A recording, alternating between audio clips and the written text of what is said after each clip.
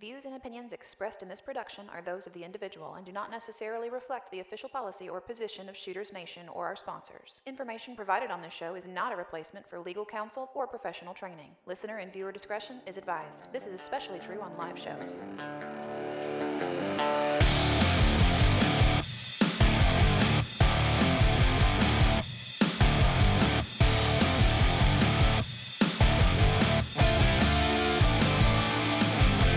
Welcome to the Shooters Nation podcast, the show created for you, the armed citizen.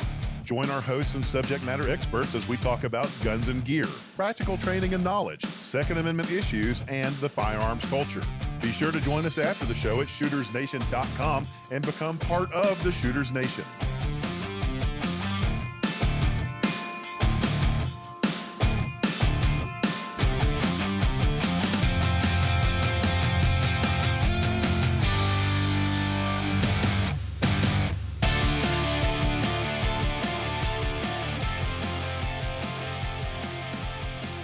Hey everybody, welcome to another episode of Shooters Nation. Tonight is, I don't even know what tonight is. Tonight's Friday. For like another 20 minutes or so. So actually, no, 40 minutes. So tonight is actually Friday, April 17th. It is 11:14 p.m. And I am here in the Shooters Nation studio in Nashville, Tennessee with my wife, Sandy. Hello. Hi there. It occurs to me that this may be the first time that we actually talk for more than 3 minutes without an interruption. I mean, don't jinx us. Yeah, there's no guarantee. There's plenty of interruptions in the house. They're just quiet at the moment. Right. Yeah. I mean, there could be crying babies at some point. We could have to pause. If we pause, we may come back and not remember at all what we were talking about. That is very possible. To begin with. If we pause, we may come back tomorrow morning or sometime tomorrow and do this. So, but yeah. And there's going to be snacks because I'm eating chocolate Easter eggs. Yes. And so are you. Yes. Yeah. So, I mean, it's 11:15 at night. I'm going to eat some snacks to stay awake. So. Yeah. I mean, if I don't have kids in my hands, then I'm eating. So, right. Yeah. Yeah. So, hooray for us. We've been talking about doing this show for a while. But I guess I should get started with the normal housekeeping stuff, right? Because, you know, just because you're not Mark doesn't mean I can skip the normal routine of things. So want to remind everybody that you can hop on over to shootersnation.com and save that site to your favorites. It's the hub of all things Shooters Nation and is where you're going to find links to all of our social media and the full catalog of shows, including some live shows that we've been doing lately. That's kind of been exciting and nerve-wracking and fun. But second, it's also important to just point out that, hell, I don't even know what I'm going to point out second. We're just not going to point out anything because that's part of the live show. We're not. I'm Ron Burgundy now. If it's on the teleprompter, I'm going to read it. Yeah, this is non-scripted. yeah, it is. So we'll just skip the second part. There you go. Yeah. I already said who I am and where I'm at. What are we talking about? I have no idea. What are we doing? I think this was an excuse to be able to spend adult time together. This is fun. Like we don't have SpongeBob SquarePants playing in the background. We don't have a 2-year-old throwing chicken nuggets on the floor while he's trying to eat, supposedly, quote unquote, eating. I don't know. Not holding a screaming baby. Does this qualify as a date? I think so. This is sad. I mean, for quarantine time, this is a pretty fun date night. This is true. So I guess it's important to mention that. We are, I guess, maybe optimistically, hopefully, in the tail end of the coronavirus, COVID-19, novel coronavirus. The I don't know Wuhan that I would flu. say tail end. I would say it's probably the tail end of the peak, but we got a long ways to go before we're Nobody really knows. on the tail end, I think.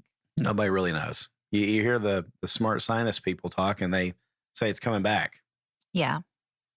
That's a happy thought. Yeah. Yeah. Yeah. Yeah. So in recent live shows, which if you're listening and like this is the first episode you've ever listened to, wow, I am so sorry. But there's better stuff. there are way better episodes. But in some of the live episodes that we've been doing lately on YouTube, I kind of threw out the challenge to our listeners, and I said, "Hey, you know what? I want to know what it's like being quarantined in your house."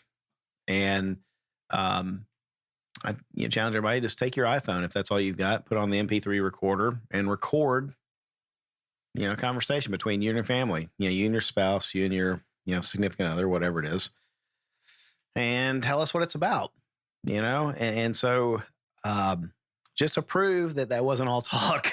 Guess we're going to go first. We're going to go first. So there you go. Again, my apologies. If you've missed the live episodes, they've been fun. I think that, over the past week, I've invested more time into figuring out how we can do the YouTube stuff better. And so I think there's some improvements coming there. And frankly, I think that even if it's not live, there's a very good chance that from now on, you'll be able to actually watch Mark and myself and whoever our guests are recording. And that'll be fun. So, except for tonight, because I chose this over a shower, and y'all don't want to see that. So. No, I mean, I don't even know what my hair looks like. Maybe I'm not even next sure what time. I'm wearing right now. I don't know. You definitely clothes. need a haircut. I do need a haircut. This is kind of crazy. Yeah. Yeah, it's fun though. We're going another 2 weeks. I may have to figure out how to do it myself. No. I mean, no, you're just going to keep getting shaggier and shaggier. Shaggier and shaggier.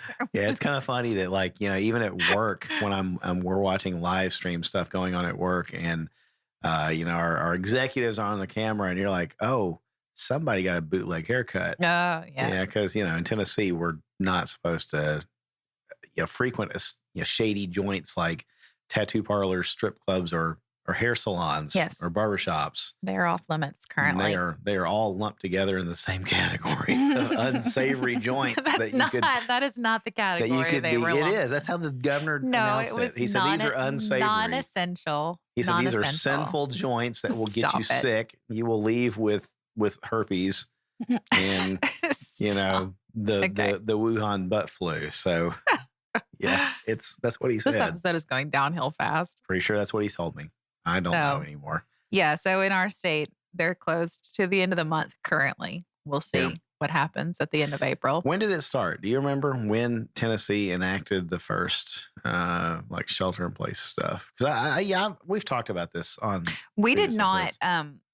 We were very, very late to the game as far as the country goes. So it's only been a week or a little over a week that they closed non-essential businesses. It's been longer than that. Well, it's been longer than that since they closed restaurant lobbies. Yeah.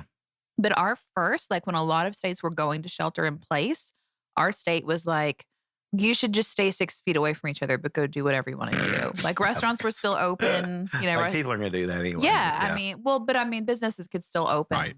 Yeah. No matter what. It was up to the people to be like, I'm looking at the calendar right now. And so, I think it was March the 11th or so that, my team and I pretty much got sent home and told, prepare yourselves not to come back for a few weeks. And that's a joke, right? We'll see you in a couple of weeks, turned into, we'll see you sometime in May or June. Yeah, I think y'all did start out with 2 weeks, and then it was like. Yeah. So I'm going to just Google real quick I guess that's right. Because the tornado outbreak, that was the week before this all happened. Yeah. The tornado outbreak in Nashville in 2020 was March the 2nd.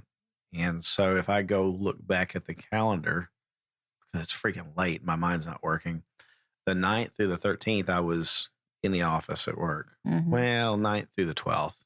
For sure, that Monday, the 16th of March, was the first day that 100% from that point on, we were working from remote or working from home, which, my team had always kind of enjoyed the couple days home, working from home, couple days in the office, but we went full bore, 100% work from home. And I haven't seen those dudes since then, except on camera. And, we're now fully one official full month in with no questions asked, no debating it.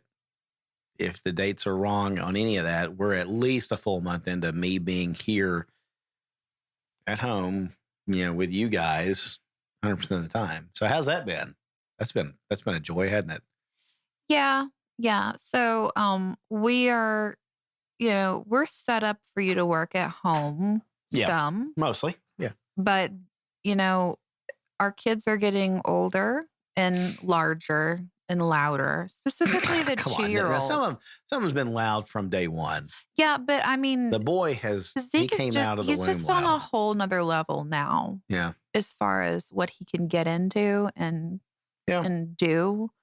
Pretty impressive what he gets into, but He sort of like kicked it up a notch right about the time that the new baby came, which Right. is super helpful because I'm Right. often, unable to get my hands free quickly. So let's set a timeline, right? So our year has been interesting, and I've talked about that a couple times, and folks have kind of maybe given me and Mark a little bit of grief about, hey, when are you guys going to record again, right? So heading into the holidays, 2019, Christmas, New Year, or Thanksgiving, Christmas, New Year's, we intended to take off December for the most part, and we did.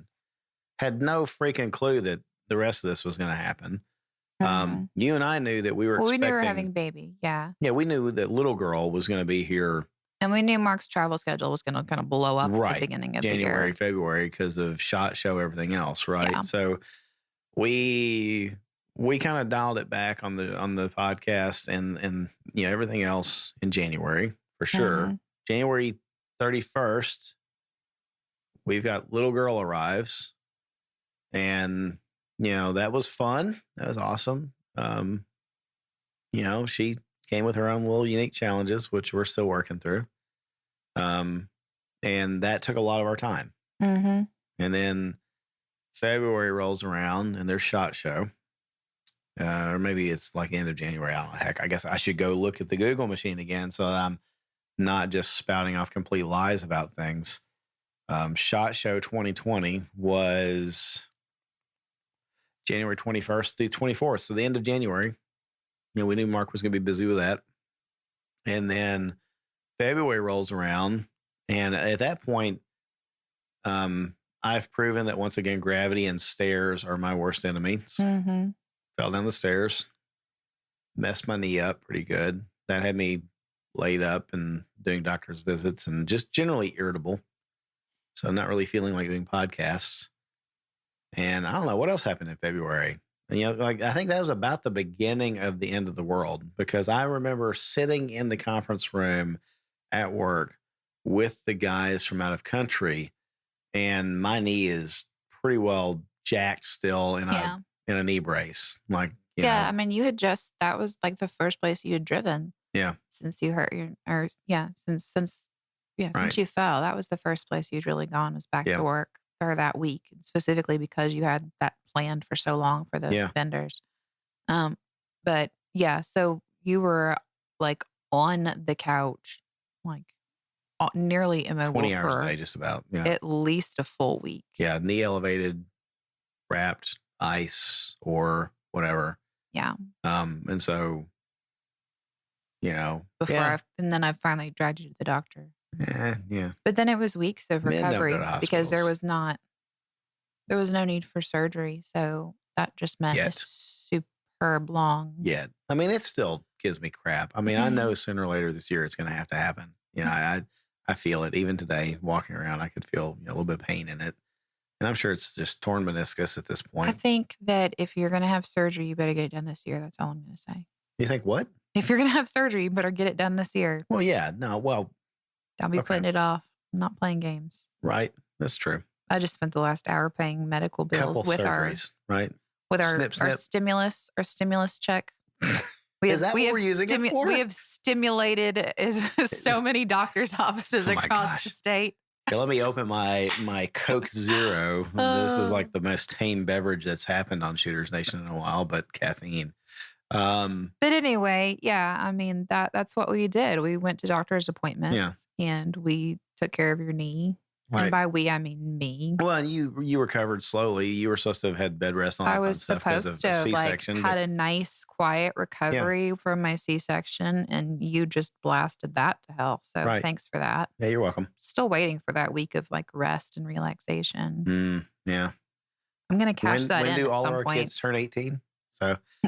Yeah, but I mean, so like if you're sitting here wondering what the heck are they talking about? But really, here's the point. That that is the end of when I can actually correlate dates and times, Mm-hmm. right? Because after that, Then it's quarantine. it became a blur, and it all became one day. The days quickly blurred together. Yeah. And in Tennessee, we watched. Now, of course, now let's set the stage. I'm looking up because I knew that Tennessee was one of the very, very last states to issue stuff. So it wasn't until March 30th that our governor actually issued his first, and that was just the safer at home order, and that was not closing non-essential. Yeah, he worded it very cleverly, right? So, it's kind of like, hey, if you're not smart, you're going to interpret this as stay home, right? And that's kind of maybe the point, right? The people that are just going to not use any common sense at all, they interpret that as stay at home, right? The smarter people looked at that and said, okay, so there's some restrictions. We need to take some precautions, right? So to his credit, I think our governor tried really hard not to just step on everybody's constitutional freedoms. Yeah, I think he probably is one of the very few governors that really took that into account in his decision and his wording, and really tried really hard to let us be smart about it. Be adults. Use your own best judgment. Then he used cell phone tracking to see traffic patterns. Weird. I think it's maybe disingenuous to say that he used that as much as it was Tennessee. The state government used data from other outside third-party agencies to do that. And they used Tennessee Department of Transportation cameras on all the highways to just essentially count cars, which they do that all the time. Yes, they do. That's not new. It's not new. He used that information to see that it was working for a few days, and then Tennessee was kind of like, all right, we're just going to get on with life. And then we got switched to a not sick, going to go back to stay-at-home order. Right. Which closed the non-essential businesses. It did, yeah. So, but really though, but that was not until April. So we were free to move about until April. But we as a family, well because from day one, right? Because our daughter was born with respiratory issues.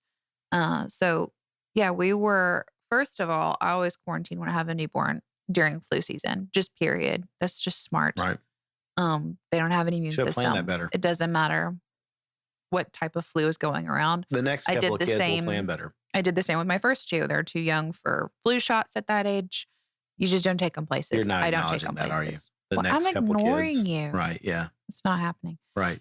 And then about the time that I would start going out with her, all this stuff started. So she's considered high risk, even though children in general are not high risk for this. She is considered high risk because of her breathing difficulties. Right. So, and I mean, we're waiting on surgery later in the year for that. So that should be corrected. Yeah. It's later. Hopefully not lifelong issues, but it is an issue right now.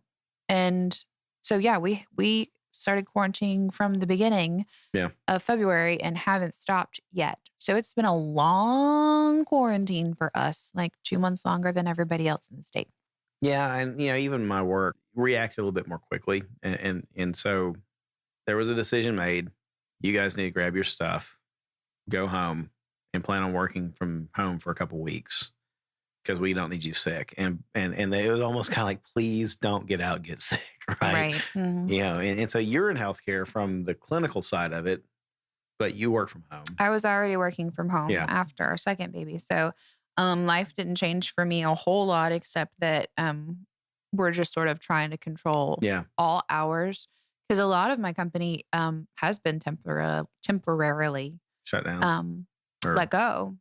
There's a lot of people that are on either partial or full unemployment. Basically, they went and gave everybody the opportunity to volunteer to go on unemployment. Right. Saying that basically half of the clinical staff was going to have to be gone. So in the clinics where people did not want to take full unemployment, then they basically just went in and split shifts. Yeah. So they basically cut everybody's hours in half. Yeah, but so we haven't talked about this. I'm just going to guess. You tell me if I'm right or not. But the folks that really faced that voluntary unemployment type thing, they're more the voluntary type.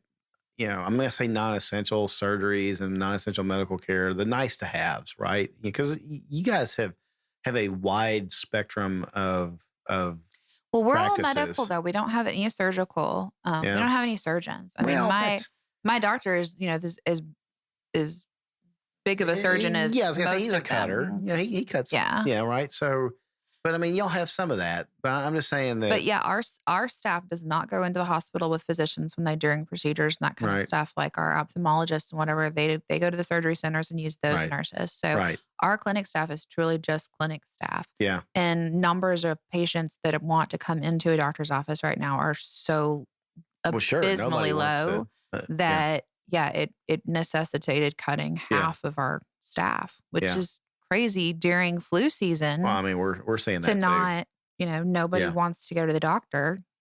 Everybody wants to go to Walmart, but nobody wants to go to the doctor. But Right. Yeah. but yeah, we our company really jumped hard and early on the telehealth Yep. train on the virtual visits, and actually they've been sending out status updates, and our company is doing more in our state than any other medical practices. So Yeah. The private practice. and we also made sure to get it set up where we could accept new patients, because there's a lot of providers who are just shutting down Yeah. and shutting out their patients, Right. and not, if they do not have the the equipment to be able to do telehealth and bill that way and everything, they're just not seeing patients. Sure. It's kind of nuts. It's insane. Because There's a life lot of has gone people, on, right? I mean, like psychiatric care. There's Yeah. a lot of people, providers who just shut their doors. that's a little scary. There's people who are on controlled medications. There's kids who are on, Yeah. ADD medications, antipsychotics, any of those things that have to Yep. be renewed by your physician every 30 days.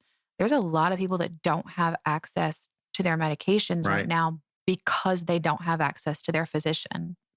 It's a big problem that is not being talked about. I guess because of the fact that I'm not, making use of a lot of those types of services, I hadn't really paid attention to it and thought ahead and got a lot of my stuff, like just maintenance medications and stuff, renewed, pretty early on. But, I've heard that our company is doing a fantastic job of making telehealth options available to employees as well as just our normal patients and things. And, I'm pretty happy to see that. But life goes on. I mean, even though that like everything's shut down, people still need medical care for the routine stuff. Right. Like I broke an arm, I need stitches, I need whatever, Yeah, Um, people still get sick. People Yeah. still need their regular medications too. Right. So yeah, it's a problem. So I'm real proud of our company for trying to step up and open doors Sure. for people who have lost their providers right now. Yeah. Well, so we've both stroked our company's egos pretty well there. I think we can stop. So what? Let's talk about the rest of it, right? So we got back to I'm working from home. You're at home. We also have extended family here at our house with us, which was not totally unexpected, but I don't know, maybe they and we both didn't expect it to go on this long. Yeah, I mean, my sister lives in town anyway, but her and her husband, when we had our baby, they were planning to come and stay with us for Yep. a week or two to help me out. And then you hurt yourself, and so Yeah. they stayed longer to help me out. And then COVID. And then we all went into quarantine, and Right. so they have jobs where my sister is working from home here, and then her husband goes to a very isolated place He's in radio. to work. So he's in a studio. small sound booth all by himself with no Right. people. He basically works in a fishbowl, so he's pretty safe there. Yeah. And But so I guess it's worth mentioning perhaps that they were in a unique position, fortunate for us in a unique position where they didn't have their own house yet. They've moved up here from another state, looking around for housing options and things like that, and then all this happened, and so we just kind of got quarantined together because where they were staying with other relatives, those folks are out in the public more. And it's kind of like, well, we got a decision to make here. Either you go back with them and you may get exposed to this sooner or later, maybe sooner rather than later, or you stay here and, we're not going anywhere. They're going to very limited places. So it made more sense. yeah. Yeah. So we've So we have it a lot better shipwrecked on this than- island together. Yeah, for we have 2 months. a lot or a month. better than a lot of people because we have extra help. Yeah. Even though that means I've got people all over the house. I'm trying to keep the kids from disturbing while Right. Yeah. work hours are going on. But at Yeah. night and, weekends, it's a lot of fun having, being able to see people because Yeah, it's built in. so many not families exactly are, sheltered in, are right, or completely isolated. isolated from all of their friends and family and everything. Yeah. So we're really lucky to have that Well, that's and why it's have them been here. fun to do the Shooters Nation, the live chats with the listeners for the past few weeks. And, we're all getting kind of an option to, interact with other adults. And, Mhm. it's fun. It's good. And, even the guys that I work with, I can tell from talking to them, man, some of them are just like, I want to talk to people that aren't inside these four walls of my house. Yeah. And, I think that's kind of where a lot of us are in the United States. So let's talk about the end of the world, the apocalypse, the zombie apocalypse that we didn't get, Mm-hmm. and what we prepped for, everything else. Because that's really kind of what I was asking. The listeners even was, and I should say listeners and viewers. Our community. What did you encounter? What was it like? What was reality like when it encountered your plans? And I don't know, right? So we've talked about this on the show that normal, sane, in quotes, prepping, prepping, for a lot of folks is like preparing for a natural disaster of some sort, Yeah. whatever that might be in your area. Yeah, For us, I it's was going to tornadoes. say that. Yeah, for us, it's really tornadoes. And Right. so, really a terrible natural disaster, ice storm or a tornado, you're looking at probably 2 weeks Yeah. max of supplies. And if you need more than 2 weeks of supplies, then your house probably had direct damage and Yeah. you're not going to be living in it anyway. And your supplies may have gotten wrecked in the process. So there's not a great reason to hoard 6 months of supplies in our area. Because, like I said, if you had Well- that much done to your house, then your house is probably gone. I'll add also that, Mark used the term acute. It's very Mhm. acute damage. It's very focused, Mhm. in a tornado or an ice storm or something like that. You travel 50 miles to an hour away. I know that is split two different, measurement formats there. 50 miles to say 100 miles tops in an ice storm. You're probably going to encounter functioning infrastructure again. Right. Mhm. Now, tornado, it's less than that. It It's could be maybe 10 across miles. the street. It could be. Yeah. Got people that I know that like their house was spared and the house, Yeah. half a block over was destroyed. Demolished, So, right. yeah. So, I mean, So in those cases, you typically- can still go find groceries and Right. things. Yeah, somewhere. Yeah, even if your local resources are not accessible, you don't have to go that far to find it. Yep. So typically I try to keep at least 2 weeks of stuff on hand. And that's about it. When we were lucky that with the baby coming, I had prepped a little more than that just because I knew I wasn't going to want to be getting out and potentially exposing Yeah. the new baby to things. Yeah. So I had more than that Right. ready to go. And then I had a lot of stuff cooked in the freezer. Yeah. I mean, so that was just kind of like, I was kind of stocked up on some Right, that was things, kinda which like was meal great. prep for just because baby. Right. And just normal, hey, we got a couple things in the freezer, got some stuff in the. Now, one thing, I don't want to get too far ahead of myself. So our normal prepping up to this point, from your perspective, was what? You focus more on like what, the rational stuff? Right. The things that we need. So, food, water, and then we have small kids. So diapers Non-artillery. and, Yeah. that kind of stuff. Right. And my prepping in your eyes was what? Just go ahead. Stupid. I mean, they can't see you rolling your eyes, but They can hear it. I guarantee you, every guy, at least that's listening to this, can hear how hard my eyes are rolling right now. Excessive and unnecessary. And you just were buying stuff you wanted to buy in the name of prepping. so leading up to this, I'm talking like before this ever Yes. happened. That's your impression of it. Yes. Well, guess who doesn't get any ammunition when they run dry? You do not. So yeah, I mean, it's funny. We were talking about something the other day on a completely random internet chat, and I described a particular gun as being, I would have normally gotten rid of it, but in the current day and age, I'll hang on to it for, the extended relatives that I don't completely hate, just so they can have one. Right. So, yeah, Oh but my I gosh. mean, so that's funny. And I think it resonates with a lot of folks. Mark even was saying that, as we got deeper into the throes of COVID and toilet paper of all freaking things going, missing at the stores, maybe even Kristen was like, okay, so you're not entirely nuts. Right. So, yeah, for me, I do keep medical supplies. well, so do I. That's nice. Hey, we got common ground, right? I keep you keep trauma supplies. I Yeah. keep medical supplies. There's a difference. Why is it there's so much scorn in your voice when you talk about trauma? I'm just saying. It's like you just think It's they're not- all adrenaline junkies. No, it's just not necessary for normal circumstances. True. That's true. I mean, my stuff is really more trauma. It's Yeah. active shooter type stuff because Yeah. of It's not stuff we're going to use Right. because Mm. we can't get access to the store True. to get Yeah, I was gonna bandages. say, I thought and maybe you're like it's stitches and with- simple stuff like that. You fall and cut your head. right. But I mean, You can't get Right, to I a can- doctor to have stitches. can I can do that. we can tourniquet a neck at least once. Just throwing that out there.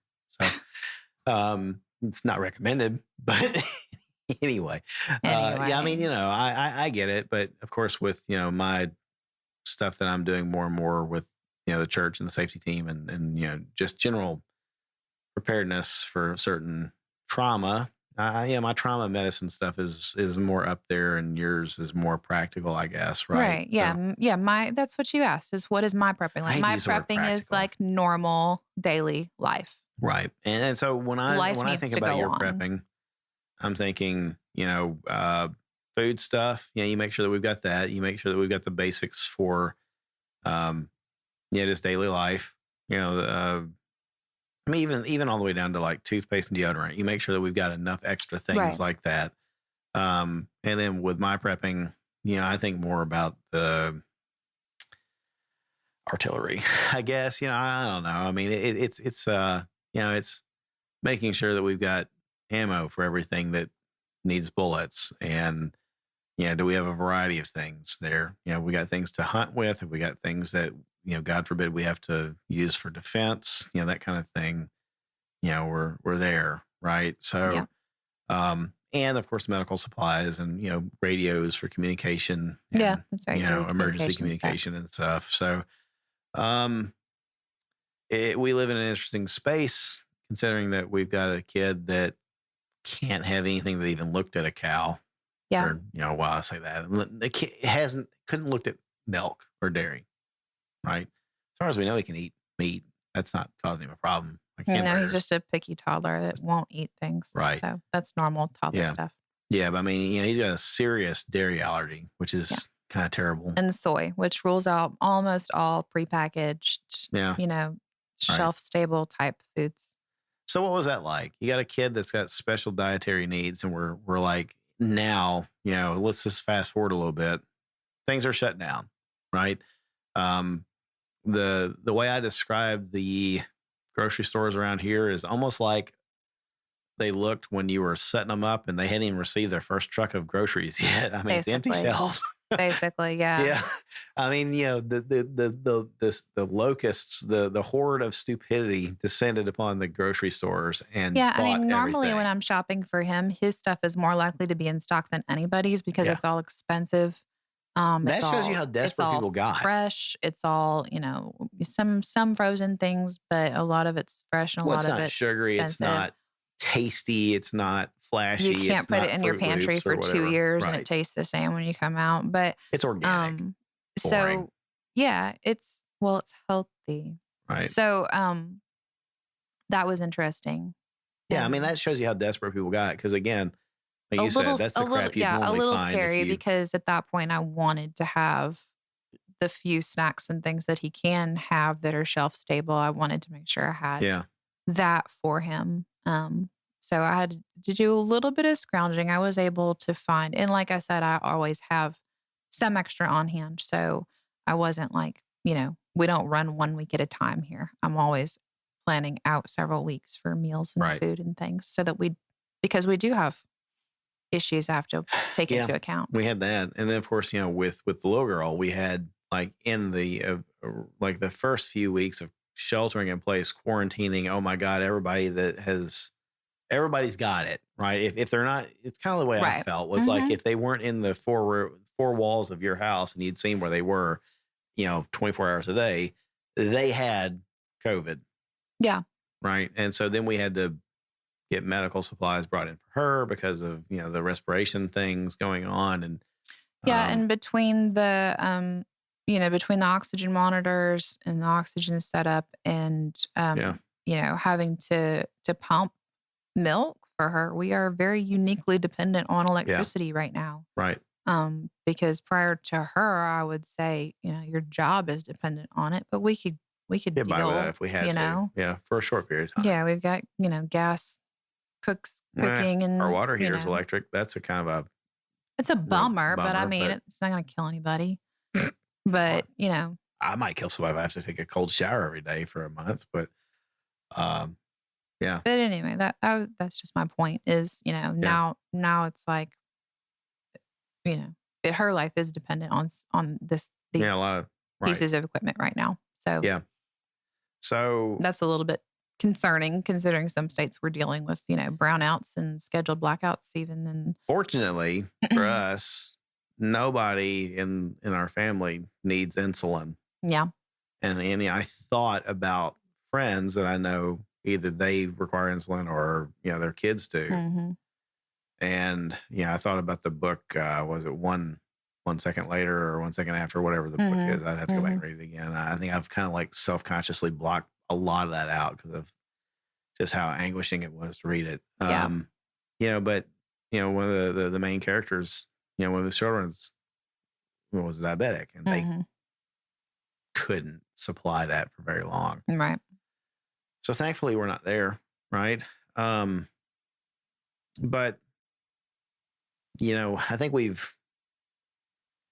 I think we've done better than I would have thought in the apocalypse, quote unquote. And I'm kind of saying that tongue in cheek, but this is because we know it's a temporary apocalypse. Yeah, but it could be a dry run. Could be a good So I don't want to get too far ahead. How do you feel like our plans, our prepping plans, stacked up against the actual needs? I mean, we haven't gone without anything, so Right. I'd say I did a pretty good job. Right. So food wise, provisions wise. Yeah, I done mean, good I've there. done. Yeah, I've done more.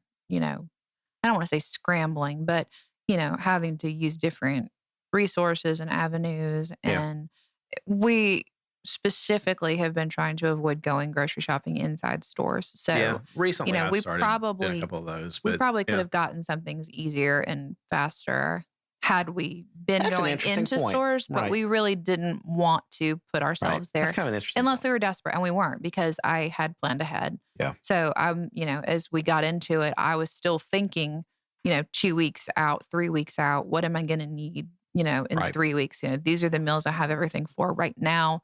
What do I need to start looking for now to pick up, that I'm going to need Yeah. 2 or 3 weeks down the road? So my impression is looking back on the past few weeks, hindsight is 2020. Hindsight's a bit of a bitch like that, right? Well, yeah.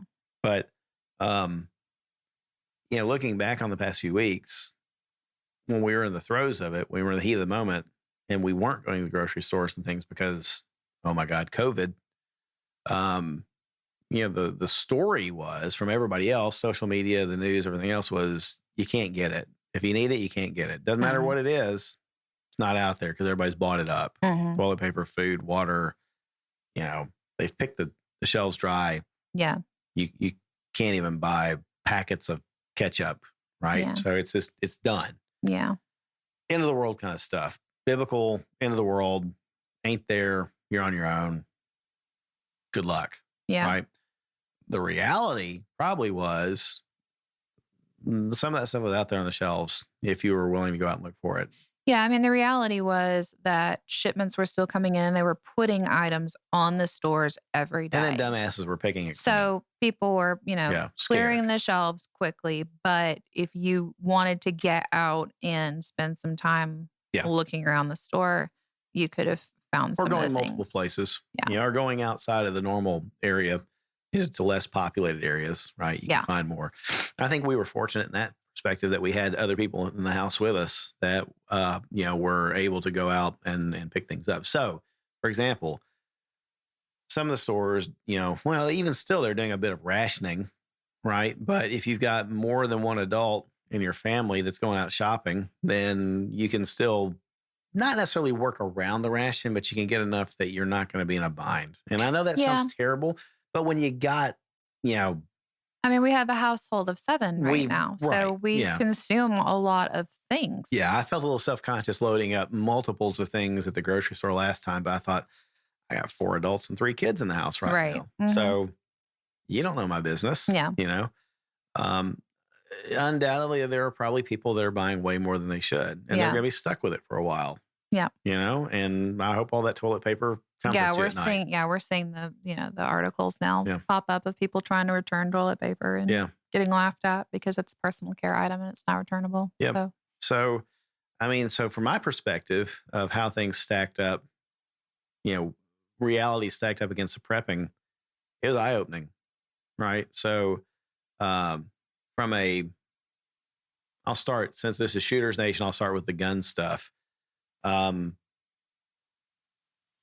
Didn't have any shortage of firearms, even if I had to equip, family, which has always kind of been my intent, right? I mean, I've got the ones that I prefer to use, and I got the others that are, I just don't want to get rid of them, but they would go to somebody else in the family if push came to shove, and had the thing I think I lacked most was ammo to feed them, and carry ammo, not a problem, but on day 2 or 3 of this whole thing,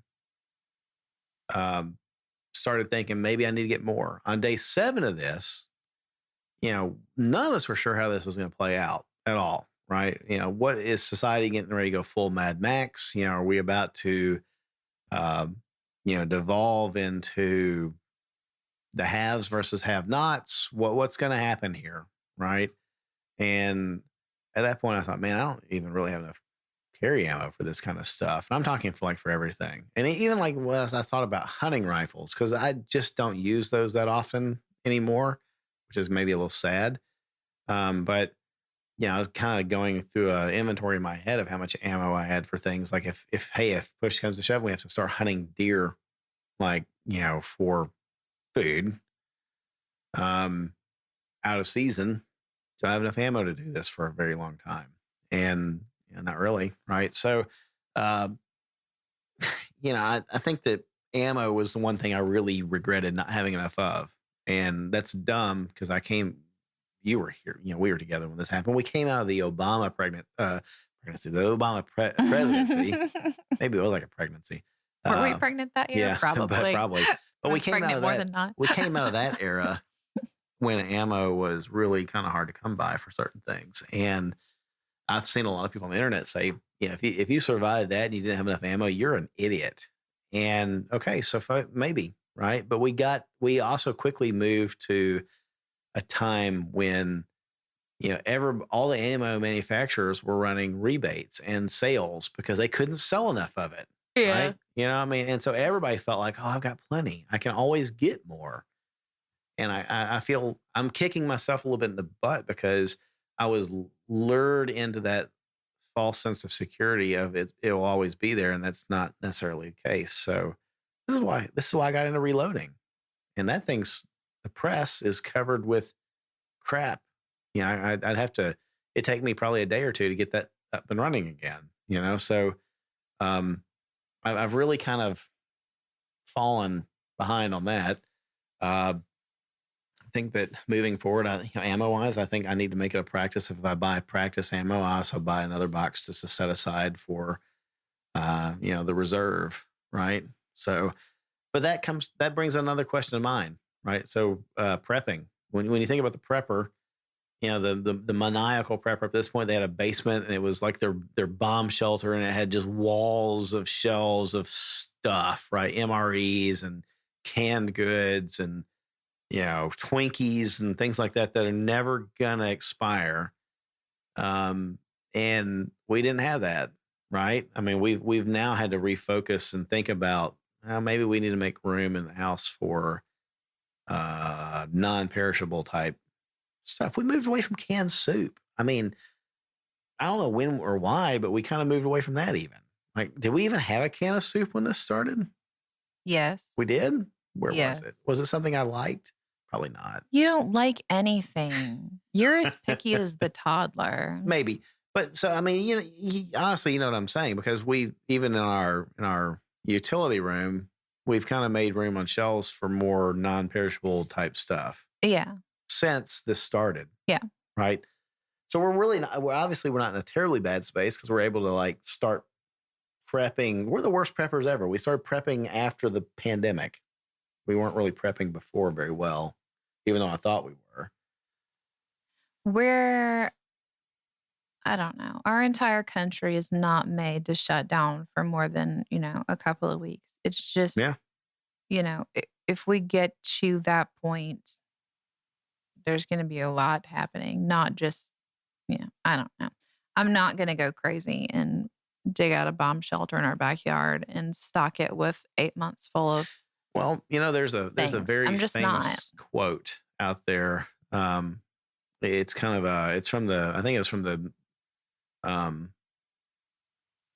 it was the show Doomsday Preppers or whatever. But anyway, it was kind of like, any society is about 3 square meals away from anarchy, 9 meals away from anarchy at most, right? And so if you get to the point where most of the people only have about 3 days worth of, 3 square meals, and then they're out, people are going to riot. I think you underestimate how many people in America live that way 100% of the time. Well, no, I'm just saying, I think most people do live that way. Yeah. Don't you? Yeah. I mean, just shutting down schools, we've had people going hungry because their kids can't be fed because they don't have the money or the supplies or whatever. But I mean, it's the reality. Yeah, it is. But man, I didn't think we were going to go off a political rant, but that just infuriates me that we have, we've got a lot of things wrong in this country if we can't take of our own and we're sending money outside of it, which is one of the reasons I like Trump. He's very much that America first thing that pisses everybody else off. If you really go to the spirit of what he's saying, we need to put we take care of family first, take care of our own people first. Yeah. So, we got kids that go hungry if they don't get, frankly, the other, I don't know, we're a month in. So the other 11 months, the other 10 months of the year, you've got kids that go hungry over the weekend, every week. Oh, yeah. Because they don't get fed at home. Yeah. Right. In summers. There's no excuse for that. I mean, well, schools have programs to help that. And there's lots of nonprofits out there that are trying to help with those issues. If the parents take advantage of it. But yeah, you have to know where the need is to be able to help. Yeah, so you got that. All right. I mean, we're probably, society is perilously close to hunger all the time because we've become, at least in the United States, convenient. I think we're much farther away from anarchy. Yeah. Personally. But so the other thoughts about prepping and how our prepping plans stacked up against reality. Food, that was obviously that was the thing that we didn't. I think we got a really funny HOA that we live under. I think a garden would be good, right? And so our HOA is not super friendly to that, but then again, it hasn't forbidden anybody from doing it yet. Do you see a garden in our future? Yeah, I mean, I've always seen a garden in our future, but I need to not have tiny kids crawling all over me or trying to run and escape me while I'm tending a garden. So. I mean, you could put them to work in the rice fields, just give them a hoe, a rake, a shovel. Just saying. Have you seen what our son does with a shovel? I have. We wouldn't have any crops left. So I think wouldn't have any fingers left. Garden is there. So yeah, I mean that's on the list of things that I want to have. Early on in this, but not because of this. I mean that's always been the plan. Every year I've been like, this is the year I'm going to plant a garden, and then we keep getting pregnant. Right. So well, that's maybe next year. Right. What's different about next year? Just never mind. Stop it. Yeah, we live in an era of no elective surgeries, remember? So, what was it, right before this happened or right after you start talking about a deep freezer? Yeah. Yeah. Storage is an issue. If you're trying to, keep some things stocked up, then you need space to do that. And freezers are just ridiculously tiny. Right. And, I've taken over a good chunk of our freezer with breast milk storage. So, I see what you're saying. Like the normal refrigerator freezer is tiny. yeah. Yeah. Yeah. Your freezer is always tiny. I mean, Right. Well, it's not meant to keep food. we have a for months worth of massive, stuff. yeah, Right. we have a massive fridge freezer, like the biggest one that I could wedge into our kitchen when we built our house. I don't feel like that thing's got as much space as a side by side does. So we get the kind of fridge It has freezer that's got massively no, amount. It can't. I mean, Yes, it does. the Stop drawer it. thing. You feel like it's got. So it's the kind that's got the big freezer You drawer. can't at the bottom. argue with measurements. You can look up the measurements online. There's so many jokes I want to make. Just stop it. Yeah, they. Try. If there's one thing I can do, it's research. And I bought us the biggest fridge that I could find. Right. That's not like commercial grade. So one other yes, thing we have that a I've thought huge about freezer. in the winter, in the storm season, everything else is that we're surrounded by people that have generators, which is interesting. We don't. We also don't have a storm shelter, and we're surrounded by people that've got those too. I mean, we suck at prepping. But I feel like a generator would be good, but even that's only good for as long as you've got gasoline or at least natural gas, or propane pumped into it. A generator would be good for short-term power outages, but Yeah, it's all short term. yeah, solar. I've thought about that lately. What could we power off solar for a period of time? That's maybe a longer period of time, right? Yeah. So, and that's not as far fetched as it sounds. I've got plenty of coworkers and the friends that have done solar on their houses, or even just set up small solar panels.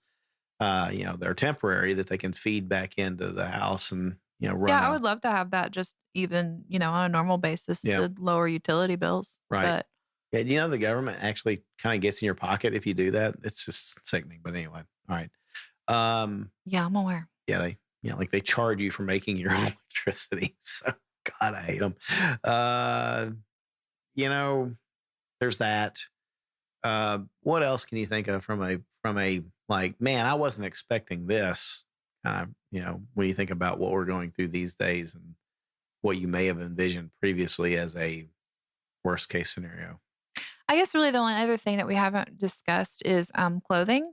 Okay. Because like for adults, it's not that big of a deal. You don't change size very much. not too But much. when you have kids, Right. they grow like weeds and they may go through 2 sets of clothing every year. How do you prep for that? It's I mean, other than difficult. learning to make your own clothes. Well, I mean, yeah, But- you either have materials to make your own clothes or you have to buy ahead and Yeah. just be, 2 seasons ahead and hope Maybe that your it's- kids wear them at the right time. Maybe another logical step there is to make sure that you don't be an a-hole. Be friends with people that also have kids, and now you. Oh, I maybe, just did a porch swap of clothes Right. with one of our neighbors this week. Right, But I guess Just and people are like, well, swapped her 24 where months does the for free a-hole part tea, come so. in? But the thing is, if you're if you're so antisocial that you isolate and you don't have friends that also have kids, or you don't put yourself in a position to be around people that have kids, Yeah. then you're kind of stuck. You're an island to yourself, Right. right? But Mhm. if you've got friends or your community at church or somewhere you've got to plug into a larger body of people that have kids of different ages. That way, maybe you can at least start swapping clothes back and forth. And I as kids think grow up. that was where I was planning on like ending the conversation is I Are you think cutting that us off? yeah, I'm not staying up all night long. But I think that goes for Yeah. every category Right. in this. I think that is something that is sort of been highlighted in a lot of areas Yeah. during this whole thing is people helping Lack one of community. another. Well, I was going to say the other side. I see the lack of community. It is painfully obvious where there is a lack of community. Right. But I also see a lot of places where people are stepping up and trying to, even just in our own neighborhood, people posting on our, neighborhood Facebook page, hey, I've got, lots of this. Is anybody, is anybody struggling with this? Is there anything that we can do? Right. We have friends that own restaurants that are like, hey, I'm going to bring home, takeout Right. this day. Y'all give me your orders, whatever. somebody that works for, a food factory that's like, oh, I've got a deep freezer full of this. If anybody needs any, let me know. Right. So there's a lot of people that are sort of reaching out that normally wouldn't, that to make sure that your friends and neighbors are okay. And even, we saw that even before the COVID outbreak, just when we were going through all of our issues with, our daughter and with your knee and, me recovering from C-section, there was it was hard. Yep. And, trying to get back and forth to doctors 3 or 4 times a week. Right. And, even just that with the, post-op was too much for me.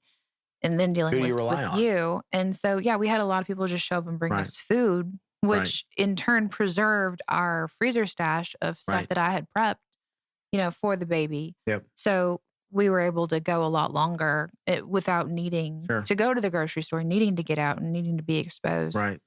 Which was good for us because we had that high risk child at home. So it's funny that you had intended to end on the note of community, because that's kind of sort of where I was heading with this too. And, so I've got to get him on the show at some point, but my friend Brian, he and I were talking about this the other day, and, we were discussing the fact that, our internet community and I'm talking like beyond Shooters Nation, but just of gun owners and shooters, for a lot of people is the only community that they have. Now he and his family are very involved in their church, and that's their community. You and I have gotten involved, more involved over the past year of our church, and that's our community. For so many people, though, their community is scattered to the 4 corners of the world because their community is actually on the internet. Online, yeah. Right? And that's, I think we've become... Or at their workplace, which people are, being prohibited from right now. Right, yeah. And even if you're at, at your workplace, like here in Metro Nashville, Middle Tennessee, I mean, we're like 30 miles away from Nashville, right? Yeah, everybody lives all different we all places. call ourselves, we live in Nashville, if somebody asks, Yeah. right? But, my coworkers and the folks that work on my team, I mean, we could be 90 miles apart from each other. Yeah. Easily 90 miles apart. If they go 40 miles one direction, I'm going, 50 the other, then, we're 90 miles apart from each other. Yeah. That's how that works. Simple math, right? So even our work communities and larger metropolitan areas are not nearby. Right. And especially in a time when infrastructure may not allow you to travel, storm damage, let's say even worse than that, something catastrophic happens, earthquakes, whatever, insert your end of the world scenario here. Yeah. You may not get to the people that you're quote unquote close with. Right. I remarked to Mark on a recent episode that I have never felt more connected to people on the other side of the world. They're going through the same things that I am right now, yet further away from my own neighbors than I have at this point in time.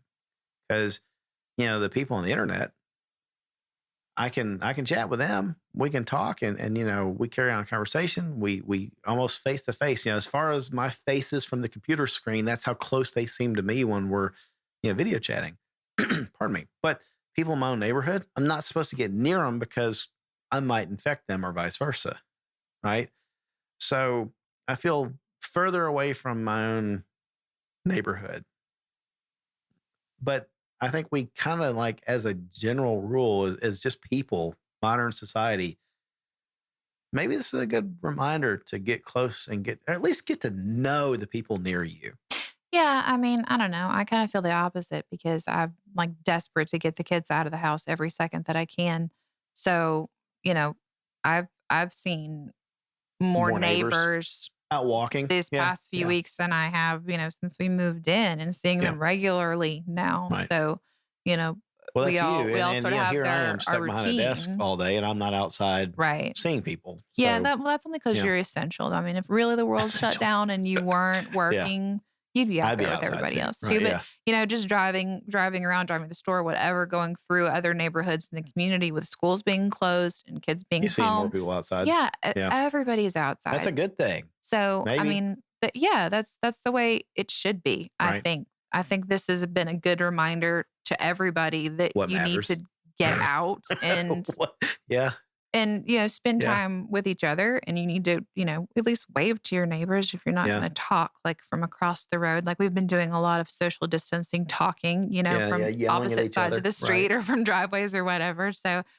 um, yeah, I mean, I think it's been a good reminder to everybody that, hey, you need to I think be a part yeah. of your local community. there was a time, and it's strangely enough, I'm reminded of the episode that we did with Kevin Dixie when he was talking Mhm. about, the Black communities coming up during earlier parts of American history where they relied solely on each other. Right. They would come together and they would even take up arms to Mhm. defend a community. Mhm. Right. And that's because they knew each other. They Yeah. knew who was nearby. And Brian, my friend and I were talking about this the other day. He said, community used to be like you had your family and then Mhm. you had your community. And those are the people you took care of, kind of like in that order. You took care of your family first and then you took care of your community. And nowadays, if your community is only online and your community is scattered, at work and you're not really close to, or at least just know the people near you, Mhm.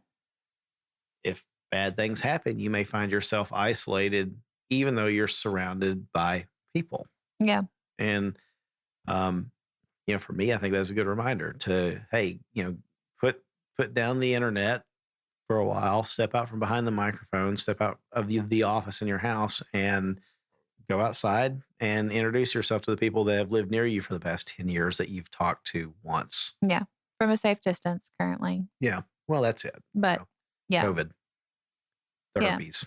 Yeah. The fluids, as our daughters, our 6-year-old daughter She calls asked me the other day we were driving. Yeah. And she said, "Why do I call it the fluids?" Yeah, I don't know. I was like, It's funny. I told her that it's the flu. It's like short influenza. And then I realized I'm talking to a 6-year-old. And I said, never mind, it's the fluids. So yeah, it's I just said, funny. "That's just what you call it. It's Yeah. okay." Right. She gets it. She knows what she means. I know what she means. It's Other people adorable, might and think I it's a don't little- want her to stop. So Yeah. Other people might think it's a little like, what kind of fluids are you talking about? Right? Now we got child we protective are actually services. all Yeah. hiring from the hiding from the Yeah. fluids. So Yeah. it happens right. to be spit at the moment, but Well, hey, look, we talked talked to each other for an hour. that's the most And I've there- talked to you in quite a long time. Wasn't a baby in here, and we got along. What is this? Like, you're kind of cute. You gonna do this again? Stop it. Yeah. Well, so I wanted, this is what I was hoping for. This is what I was hoping that we could do. And I hope I hope our audience is doing this, our community, even though I just got done deriding internet communities. I hope our Shooters Nation community is out there doing the exact same thing, reintroducing themselves to their family and maybe even talking to their, relatives and stuff. But I would say really, Maybe I thought you were going Yeah. to say maybe talking to your wife. No, if you're not, somebody else might You be. should So, do that. I think if I had, to leave everybody with one thought, it's just reintroduce yourselves to the people that truly are around you and that can help you and that you can help. It's not just about you getting help from them. It's also what can you offer in exchange. And Absolutely. I think that Yeah. our society today is set up in a way that if things really did fall apart completely, Yeah. we would be dependent on our local neighborhoods Yeah. to together as a Yeah. group provide for ourselves. maybe Because you may not have what you need. Your Right. neighbor may not have everything they need, but you come together as a group and that's the way you're going to survive. So it's interesting, and I promise I'm not going to go down too far of a tangent. But Mel Brooks's son Max wrote World War Z, the zombie book, and it was kind of like, oh, okay, it's a zombie book, and I think gun owners for some reason have been fixated on zombies for a while, and the rational explanation for that is it's kind of like a euphemism for survival into the world, whatever. Insert your emergency here, right? Mhm.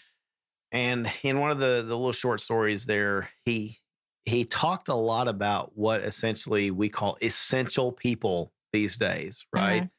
The folks that in modern society are elevated, to high positions and make all the money, and everybody worships and adores them. The media, the entertainers, the movie stars, the politicians, the lawyers, etc., weren't worth a rip after the world collapsed, right? Mhm. The people that were worth something were the folks that knew how to do things, Right. Mhm. right?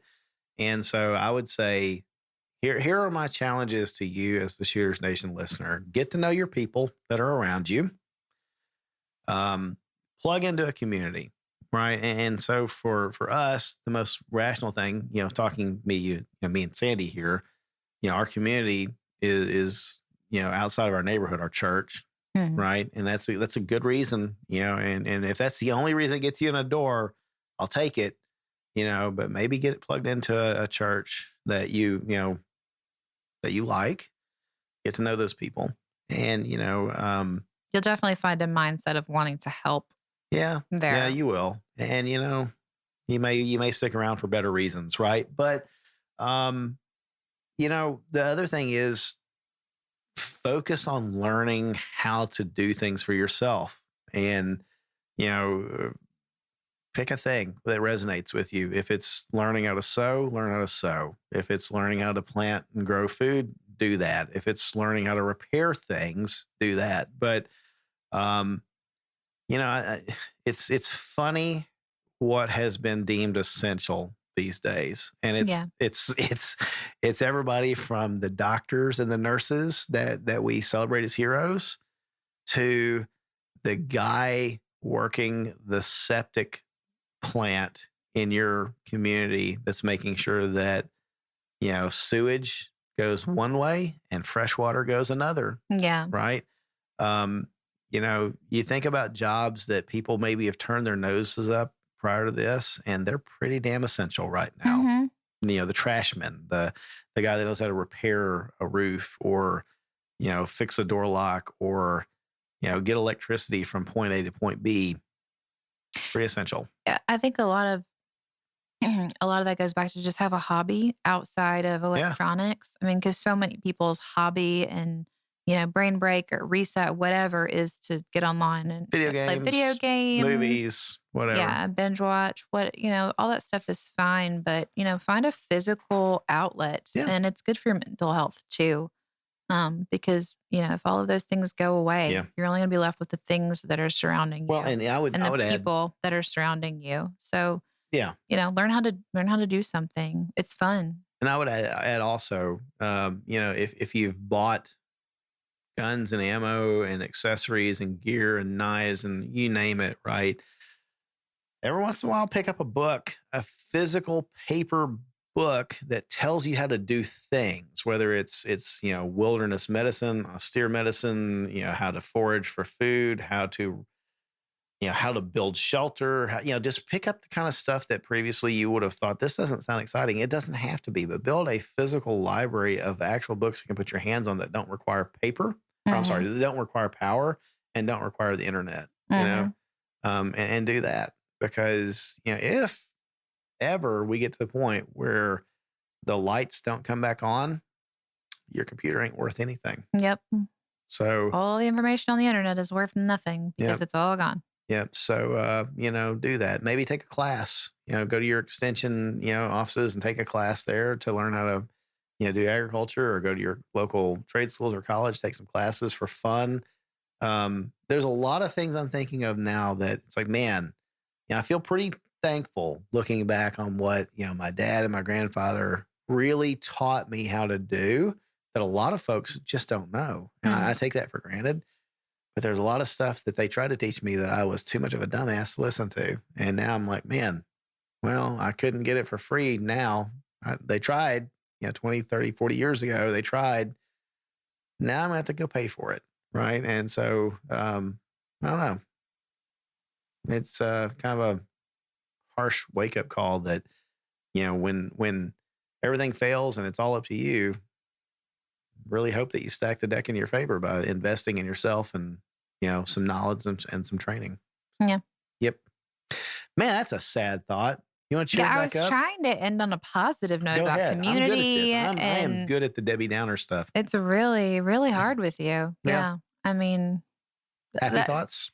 the learning a skill and doing something physical is also something that you can give away for free. That's true. It's a good barter. Yeah. It's also a good barter. Yeah. Without replenishing your own supplies of, necessities. it's something that you can do for your community, Yep. for your local community if needed. So I don't want to go off on another tangent, but I jokingly said that in one of our recent episode show notes, you can't wipe your end with gold bars. A lot of folks have invested in precious metals and things like that, thinking, "Oh my gosh, if the economy ever collapses, I need gold."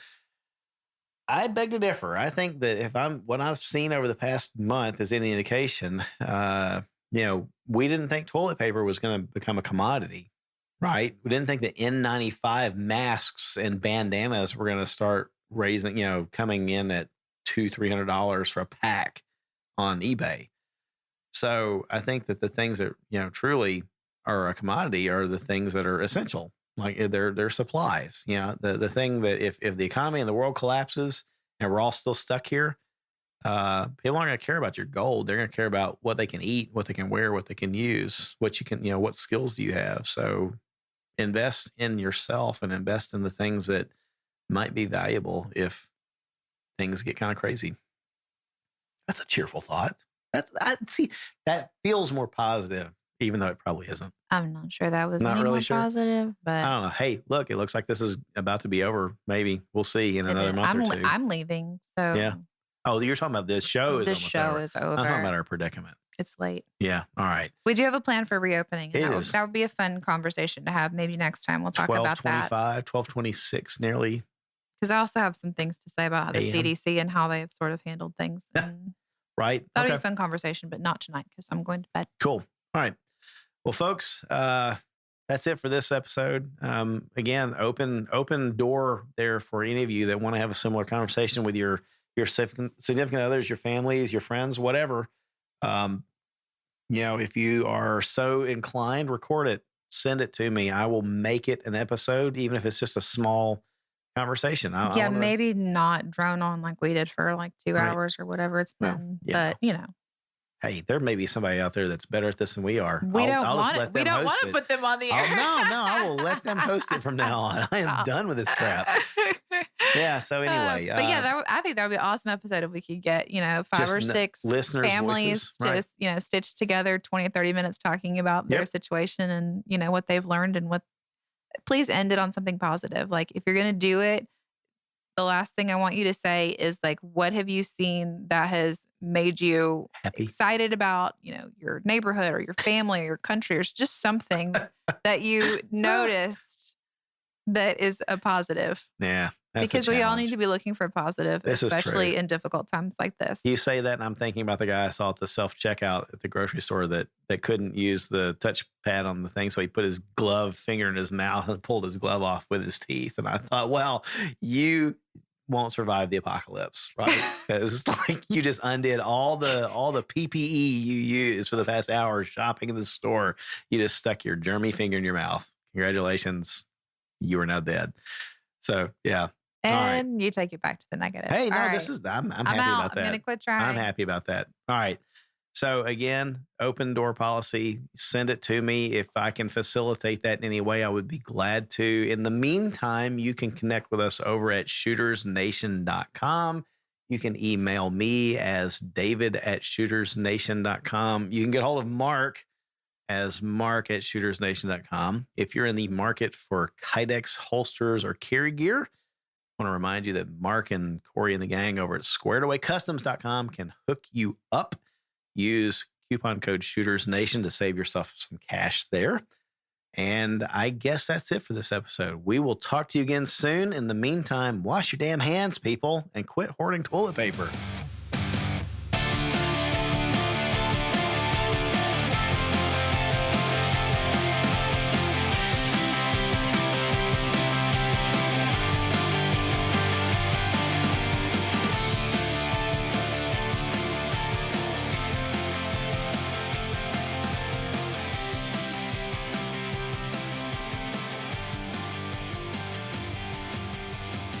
The preceding segment was a production of the Shooters Nation podcast.